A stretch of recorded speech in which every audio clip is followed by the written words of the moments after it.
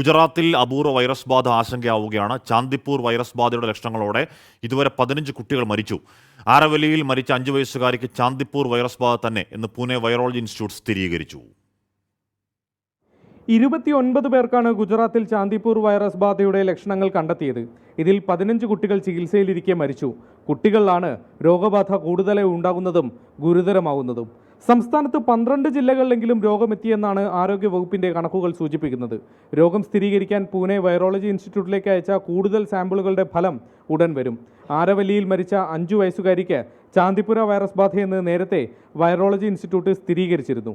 കൂടുതൽ ജില്ലകളിൽ നിന്ന് രോഗലക്ഷണങ്ങളോടെ ആളുകൾ ചികിത്സ തേടിയതോടെ അതീവ ജാഗ്രത നിർദ്ദേശം നൽകിയിരിക്കുകയാണ് ആരോഗ്യവകുപ്പ്. കൊതുക് പരത്തുന്ന രോഗമായതിനാൽ സംസ്ഥാനത്താകെ ശുചീകരണ പ്രവർത്തനങ്ങളും വ്യാപകമായി നടക്കുന്നുണ്ട്. രോഗബാധ സംശയിക്കുന്ന മേഖലയിലെ ജനങ്ങളെ പരിശോധനകൾക്കും വിധേയമാക്കുകയാണ്. 24 മുംബൈ.